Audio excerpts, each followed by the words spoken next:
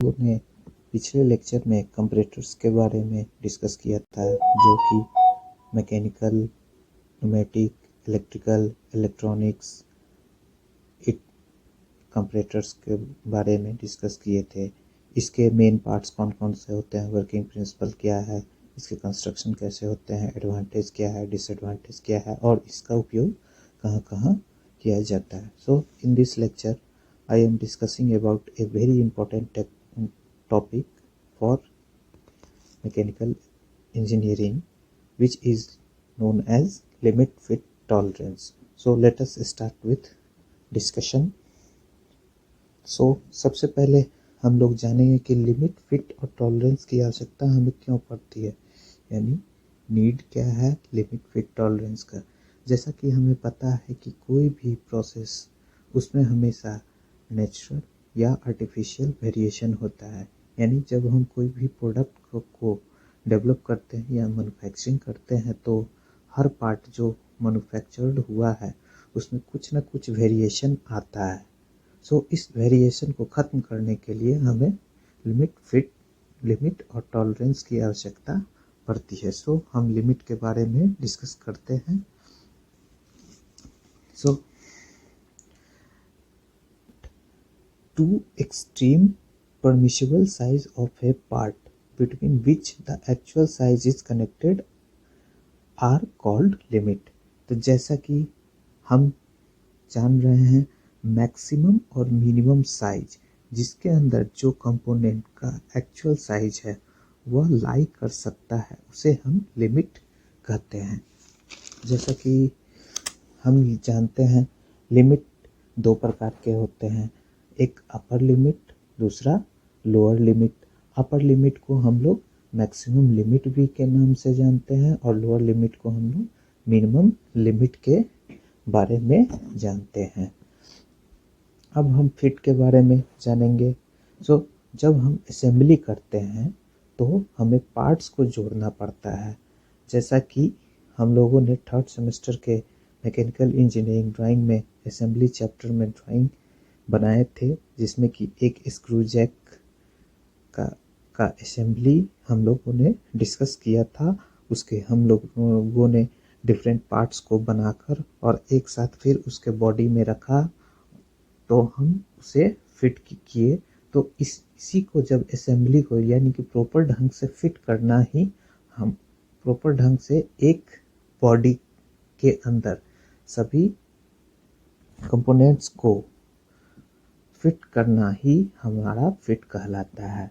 सो हम कह सकते हैं कि इस फिट को बनाने के लिए हमें दो मेटिंग पॉइंट्स की आवश्यकता होती है, यानी कि दो मेटिंग पार्ट्स की आवश्यकता होती है, जो कि एक मेल पार्ट होगा और दूसरा क्या होगा, फीमेल पार्ट होगा।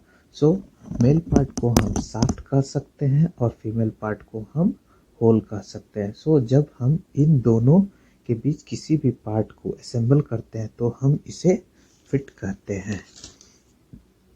अब हम टॉलरेंस के बारे में जानेंगे। जैसा कि हम लोग जानते हैं कि कोई भी पार्ट्स हमें एक जैसा साइज में नहीं मिलता या नहीं मैन्युफैक्चर्ड हो सकता। सो हमें एक जैसे साइज में लाने के लिए हमें कुछ डायमेंशनों में अंतर या वेरिएशन रखनी पड़ती है, जिसे हम टॉलरेट करते हैं। यानी हम कह सकते हैं कि मैक्सिमम लिमिट जो होगा वो माइनस मिनिमम लिमिट होगा, जो कि हमारा टॉलरेंस कहलाएगा। सपोज कीजिए किसी भी शाफ्ट का मैक्सिमम लिमिट जो है मेरा 25.18 है और उसका मिनिमम लिमिट जो है 25.10 है। तो हम क्या बोल सकते हैं, टॉलरेंस क्या बोले हैं, maximum limit minus minimum limit. तो इसमें से हम माइनस करेंगे तो क्या आएगा मेरा, माइनस वैल्यू 25.18 माइनस ऑफ 25.10 बराबर क्या आ जाएगा, 0.08।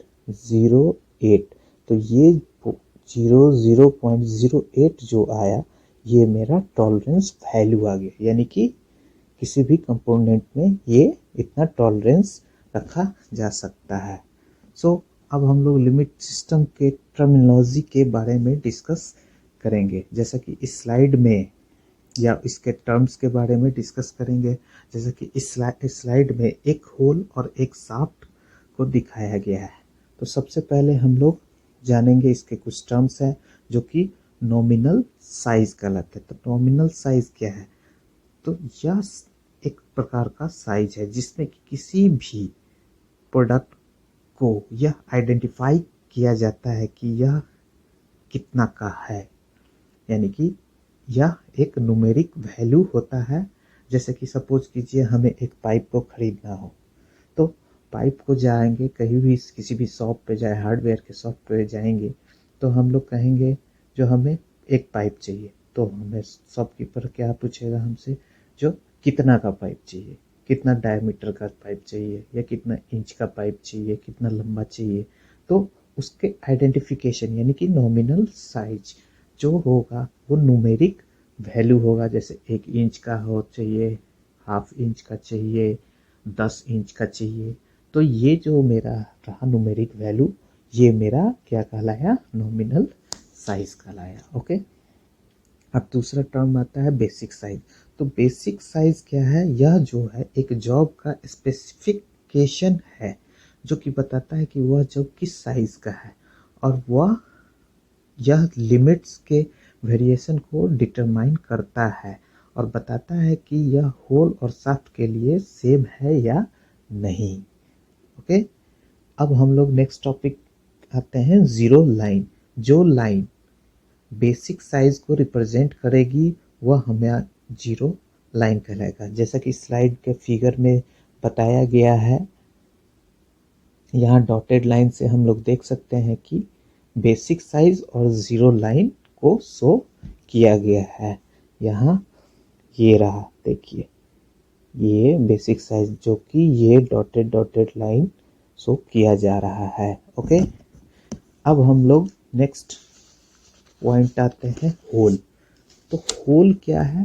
तो होल एक वैसा टर्म है जो कि किसी भी पार्ट को इंटरनली अपने में फिट कर ले, जो कि किसी भी आकार का, यानी कि कोई भी साइज का हो सकता है, कोई भी डायमेंशन का हो सकता है, और कैसा भी हो सकता है।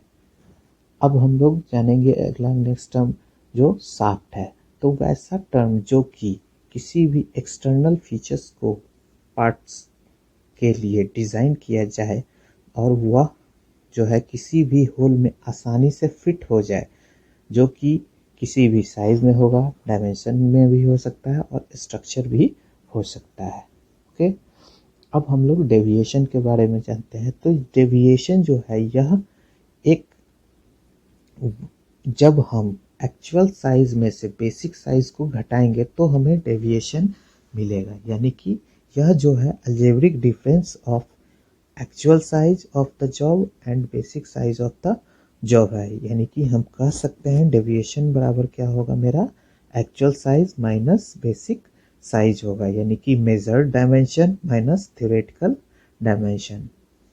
ओके, अब हम लोग जानेंगे डेविएशन में ही एक लोअर डेविएशन होता है और दूसरा अपर डेविएशन होता है। तो लोअर डेविएशन जो है यह वह मिनिमम लिमिट है और basic size of the component होता है, यानी कि मिनिमम लिमिट और basic size of the component होता है। और अपर डेविएशन जो है वो मेरा क्या होता है, मैक्सिमम लिमिट और बेसिक साइज ऑफ द क्या होता है, कंपोनेंट। ये दोनों का अंतर होता है, यानी कि जब it is the difference between maximum limit and the basic size of the component, जो कि हमारा अपर डेविएशन कहलाएगा। अब हमारा आता है बेसिक शाफ्ट। तो बेसिक शाफ्ट क्या है? जब कोई भी शाफ्ट का अपर डेविएशन यानी कि मैक्सिमम लिमिट बेसिक साइज के बराबर हो जाए तो वह बेसिक शाफ्ट कहलाएगा, यानी कि अपर डेविएशन जब 0 हो जाए और maximum limit size is equal to the basic size हो जाए तो वो मेरा बेसिक शाफ्ट कहलाएगा। बेसिक होल क्या कहलाएगा?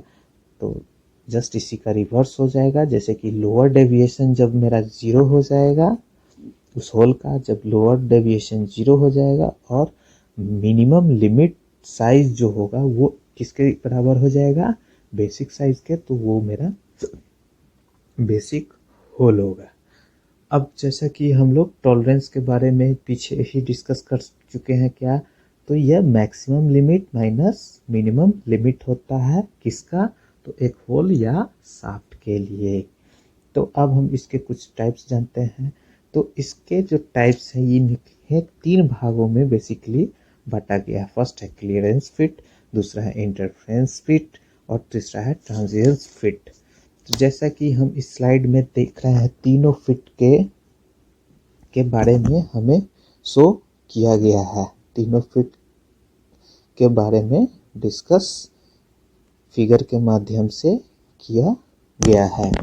सो सबसे पहले हम लोग जानेंगे क्लियरेंस फिट क्या होता है। तो क्लियरेंस फिट जैसा के नाम से ही हमें स्पष्ट होता है कि क्लियरेंस यानी कि एकदम खुला, मतलब क्लियर होना चाहिए। यानी कि मिनिमम होल जो है वो मैक्सिमम शाफ्ट के डिफरेंस को हम लोग क्या कह सकते हैं, क्लियरेंस फिट कहेंगे। इस फिट में हमेशा होल और शाफ्ट के बीच क्लियरेंस रखा जाता है। जैसा कि इस स्लाइड के फिगर में बताया गया, एक होल है एक शाफ्ट है और दोनों के बीच में जो डिस्टेंस हमें दिखा रहा है वो क्या दिखा रहा है, हमारा क्लियरेंस फिट कहलाता है। अब हम लोग नेक्स्ट आएंगे इंटरफेरेंस फिट।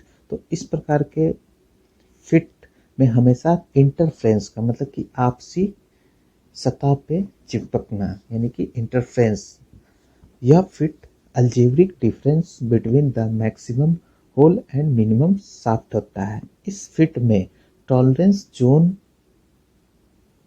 का होल जो टॉलरेंस जोन के शाफ्ट के नीचे होता है। जैसा कि इस साइड के फिगर में बताया गया है, यहाँ tolerance zone of the side है, यहाँ देखिए नीचे है, होल नीचे है और शाफ्ट मेरा बिल्कुल एक्सियल लाइन पे है। अब हम लोग नेक्स्ट जानेंगे ट्रांजिएंट फिट क्या होता है। तो वैसा फिट जो कि किसी भी क्लियरेंस और किसी भी इंटरफेरेंस हो, यानी कि कभी क्लियरेंस पे आ जाए और कभी इंटरफेरेंस पे हो, तो इस फिट में टॉलरेंस जोन और होल शाफ्ट दोनों आपस में ओवरलैप करेंगे, जैसा कि यहाँ इस फिगर में बताया गया है। यह हमेशा पॉजिटिव होगा और एक न्यूमेरिक वैल्यू में भी होगा। टॉलरेंस हमेशा पॉजिटिव होगा और एक न्यूमेरिक वैल्यू के साथ कोई साइन नहीं लगा होगा। अब हमें जो टॉलरेंस की आवश्यकता होती है, तो एरर और मटेरियल के प्रॉपर्टीज को बताने के लिए, मेथड शाफ्ट ऑपरेशन को चेंज करने के लिए, मशीन टूल्स के अरेंजमेंट को शो या मेंटेन करने के लिए। अब हम लोग जानेंगे टाइप्स ऑफ टॉलरेंस क्या है। तो टाइप्स ऑफ टॉलरेंस 2 प्रकार के होते हैं, यूनिलैटरल टॉलरेंस और बाइलैटरल टॉलरेंस। तो यूनिलैटरल के बारे में हम लोग डिस्कस करते हैं जब दो लिमिट साइज जीरो लाइन के एक ही साइड में होगा, यानी कि पॉजिटिव वैल्यू हो या नेगेटिव वैल्यू हो, तो वह यूनिलैटरल टॉलरेंस कहलाएगा। फिगर में शो किया गया है, एक बीच में जो है 20.1 जो कि जीरो लाइन को रिप्रेजेंट कर रहा है, और हम लोग देख रहे हैं कि एक ब्लॉक है जो कि 0.1 पॉजिटिव साइन और 0.2 भी पॉजिटिव साइज है, जो कि दोनों एक ही और ऊपर, या तो जीरो लाइन के ऊपर है, नहीं तो निगेटिव में है तो वो पॉइंट जीरो लाइन के नीचे ही है। इसके एप्लीकेशन और एडवांटेज के बारे में जानते हैं। तो जहां पर भी एक्यूरेट फिट की आवश्यकता होती है तो इसका इस्तेमाल किया जाता है। इसके डेविएशन और डिज़ाइन का कैलकुलेशन करना बहुत ही इजी और सिंपल होता है। इसे आसानी से स्टैंडर्डाइज किया जा सकता है, मशीनिंग ऑपरेशन भी आसानी से किया जाता है। अब हम लोग बाइलेटरल टॉलरेंस के बारे में जानते हैं। तो जब मेरा पॉजिटिव वैल्यू और नेगेटिव वैल्यू लिमिट साइज या जीरो लाइन के एक ऊपर रहे और एक नीचे होगा तो वो मेरा बाईलेटरल टॉलरेंस कहलाएगा। जैसा कि इस फिगर में शो किया गया है, एक पॉजिटिव साइन मेरा ऊपर है जीरो लाइन के और एक नेगेटिव साइन जो है वो मेरा नीचे है जीरो लाइन के। अब हम लोग दोनों के बारे में कुछ डिफरेंस होता है, तो डिफरेंस बिटवीन क्या यूनिलैटरल एंड बाईलेटरल टॉलरेंस। तो यूनिलैटरल में क्या होता है, यह दोनों लिमिट साइज यानी कि जीरो लाइन के हमेशा ऊपर होगा नहीं तो नीचे होगा। बट बाईलेटरल टॉलरेंस में क्या होगा, एक पॉजिटिव साइन ऊपर होगा तो निगेटिव साइन नीचे होगा, या तो निगेटिव साइन ऊपर पॉजिटिव साइन ऊपर होगा और दूसरा नेगेटिव साइन नीचे होगा। अब क्या है, यूनिलैटरल में दोनों लिमिट एक ही साइन में होंगे, बट इसमें क्या है, डिफरेंट डिफरेंट साइन में ही होंगे। अब हम लोग जानेंगे नेक्स्ट टॉपिक हमारा गेजेस क्या होता है। और तो गेजेस यह एक प्रकार का इंस्पेक्शन और चेकिंग टूल होता है जो कि कोई भी पार्ट्स के डायमेंशन को चेक करने में इस्तेमाल में लाया जाता है। इसका हम लोग मास प्रोडक्शन में इस्तेमाल करते हैं। इसके द्वारा हम किसी भी पार्ट को टॉलरेंस स्पेसिफिकेशन को चेक कर सकते हैं। इसके विभिन्न प्रकार हैं, जैसा कि इसमें स्लाइड में दिखाया गया है, according to type of standard gauge, limit gauge, according to the purpose. तो कहाँ इस्तेमाल किया जाता है, वर्कशॉप में, इंस्पेक्शन में, मास्टर में, according to the surface testing, according to the limit में। तो सारे टाइप्स को इस स्लाइड में हमने शो किया है। अब हम जानेंगे कि मेजरिंग इंस्ट्रूमेंट्स और गेज में क्या अंतर होता है। तो मेजरिंग इंस्ट्रूमेंट्स जो है वो स्केलिंग पर किया जाता है और गेज जो है एक लेस स्केलिंग पे वर्क किया जाता है। मेजरिंग इंस्ट्रूमेंट्स को जनरल पर्पस में ही इस्तेमाल किया जाता है, बट गेजेस को एक पार्टिकुलर स्पेसिफाइड पार्टिकुलर कंपोनेंट के लिए इस्तेमाल में किया जाता है। ये टाइम कंज्यूमिंग होता है, ये कम टाइमिंग कंज्यूमिंग होता है। ये जो है स्मॉल स्केल वर्क के लिए इस्तेमाल किया जाता है, बट गेजेस जो है मास प्रोडक्शन के लिए इस्तेमाल किया जाता है। इसमें मेजरिंग इंस्ट्रूमेंट में स्किल पर्सन की आवश्यकता होती है, बट हमारा जो है गेज में कोई भी स्किल पर्सन की ज़रूरत नहीं होता है। इसकी जो मेजरिंग इंस्ट्रूमेंट्स की जो होती है वो कॉस्टली होती है, बट गेजेस जो होती है वो लो कॉस्ट की होती है। इसमें हमें एडजस्टमेंट की रिक्वायरमेंट पड़ती है, बट गेजेस में हमें कोई एडजस्टमेंट की रिक्वायरमेंट नहीं होती है। अब हम एक महत्वपूर्ण चीज़ असेंबली के बारे में डिस्कस करेंगे, जो कि इंटरचेंजेबिलिटी के भी प्रोसेस पे है। उससे पहले हम लोग सेलेक्टिव असेंबली के बारे में जानें। जैसा कि हम जानते हैं कि असेंबली में जब दो या दो से अधिक पार्ट्स को एक साथ जोड़ना पड़े तो वो हमारा असेंबली कहलाता है। वह एक पार्ट का रूप लेकर और कोई भी फंक्शन कर सके। जब हम कुछ टॉलरेंस देकर किसी भी पार्ट को मास लेवल पर प्रोडक्ट करेंगे और उस प्रोडक्शन को आपस में जब हम असेंबली करेंगे तो वो प्रॉपर फिट होगा एक दूसरे में या प्रॉपर असेंबली होगा, तो इसे हम लोग सेलेक्टिव असेंबली कहते हैं। जैसे कि एग्जांपल हो गया, एक पिस्टन को जब हम सिलेंडर के बोर पर करते हैं तो अप एंड डाउन प्रॉपरली वो होता है, तो वो मेरा क्या हो गया, एक सिलेक्टिव असेंबली कहलाएगा। अब क्या है, इसमें हम लोगों ने सिलेक्टिव असेंबली में component are measured and storage in the group of by dimension, यानी कि एक प्रॉपर डायमेंशन में होगा, असेंबली प्रोसेस में होगा। This is done for both mating part, यानी कि यह होल के लिए भी किया जाएगा और शाफ्ट के लिए भी किया जाएगा। जैसे कि इसमें हम लोगों ने देखा, एक बेरिंग असेंबली करने के लिए होल के लिए कितना हम लोगों ने डायमेंशन लिया और शाफ्ट के लिए इतना डायमेंशन लिया और इसके बीच का क्लियरेंस इतना लिया। इसी प्रकार पिन और होल के फिटिंग के लिए किया। अब इसके कुछ एडवांटेज हैं, तो एडवांटेजेस क्या हैं इसमें, तो there is a large number of acceptable parts in original tolerance are greater. इसके जो होते हैं ओरिजिनल टॉलरेंस जो है वो काफ़ी बड़े होते हैं और ये लार्ज नंबर ऑफ स्केल पे वर्क करता है। इसमें जो है आपको पार्ट्स जो है चीपर पार्ट्स कम बनते हैं और possible to waste beans.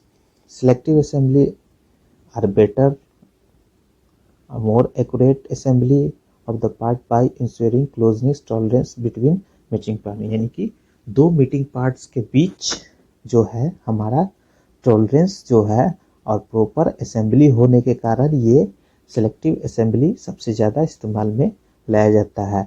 Rejection rate हमारा जो है इस असेंबली के कारण कम होता है।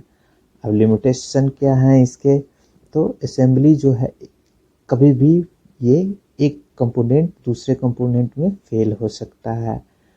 मैनुअली नीड होती है, एक प्रॉपर गाइडलाइन की ज़रूरत होती है। मीटिंग पार्ट्स के बीच में फिटिंग होना सबसे मोस्ट इम्पोर्टेंट है। एब्सोल्यूट साइज का होना ज़रूरी है और डेविएशन जो है वो स्मॉल डेविएशन जो होगा वो इस साइज के कंपोनेंट में होगा। आज हम लोगों ने एक महत्वपूर्ण टॉपिक के बारे में डिस्कस किया, लिमिट, फिट, टॉलरेंस और गेज, और एक सिलेक्टिव असेंबली के बारे में डिस्कस किया। Okay, thank you.